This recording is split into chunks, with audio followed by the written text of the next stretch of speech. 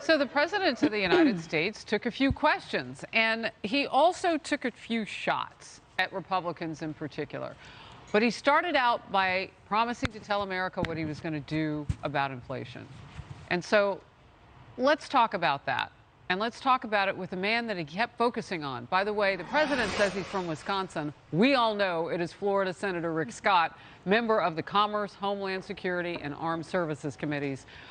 Senator, thank you very, very much for joining us, being the first place you talked to after hearing the president call your name several times and saying that your vision, your plan, your Rescue for America plan is now basically what they're hinging all their hopes on. They're fundraising off of a certain section where you say every American should pay tax, even the 50% or so who don't. What do you say when you hear Democrats like the president say, yeah, that won't win, we got him now? I'm paraphrasing, but that's what they're doing. Well, first off, if he was supposed to talk about inflation, right? And he took no responsibility, and he has no plan. Let's look at the Biden agenda right now. We have 8.5% inflation. We've got the highest gas prices ever. We've got low labor participation. We've got a GDP that's declining. We've got mortgage rates skyrocketing, and we've got a stock market going down. So, I mean, he doesn't have any ideas. He was confusing. He put up no ideas what he's going to get done. I tell people, go to rescueamerica.com. I'm clear what I want to do. I want to get people back to work. Let's look at the contrast. When I was governor, we added 1.7 million jobs. We balanced the budget. And we cut taxes and fees 100 times. Right? I didn't raise everybody's taxes. Joe Biden, he's voted for every tax increase I can imagine. He's taken the deficit. First off, think about it. When he took office, we had less than $1 trillion worth of debt when he took office in the Senate. We now have $30 trillion worth of debt. This idea that he's reducing the deficit is a complete lie. He's reduced the amount of deficit per year, but his plan is to take the deficit up every year.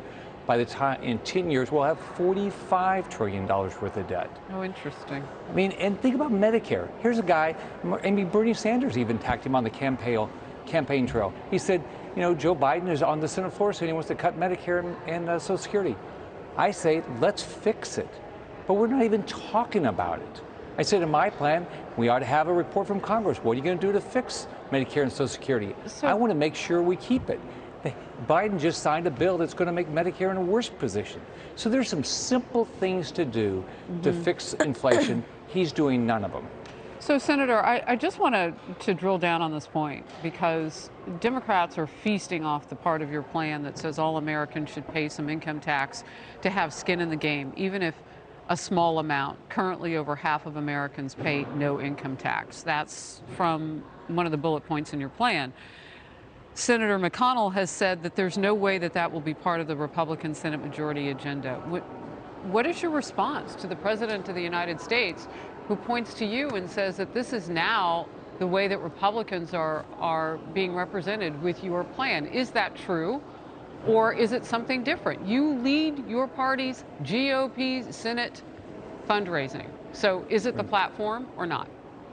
Well, clearly it's not the platform for the Republican Party. I put out my ideas. I hope everybody will give me their ideas.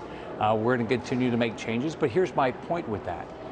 We have a low labor participation rate. We've got to get people back to work. When I became governor of Florida, we had 1 million homes in foreclosure. We had, I think, over 900,000 people on unemployment. I worked every day to get people a job. When you get people back to work, just like I watched my parents struggle with jobs when I was a kid, we lived in public housing, everybody's better off, and we participate as all part of this great experiment of America.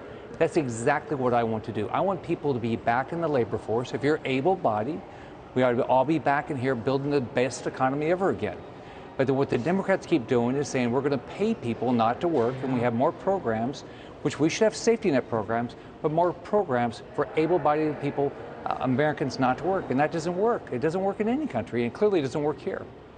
Well, look, you have made it very plain and simple that you are collecting ideas, and that's what we do in a democracy, in our republic, and that's important to do.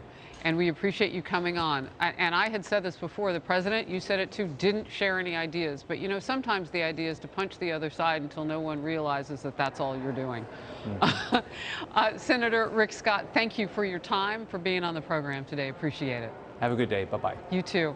I'm Steve Doocy. I'm Brian Kilmeade. And I'm Ainsley Earhart. And click here to subscribe to the Fox News YouTube page to catch our hottest interviews and most compelling analysis.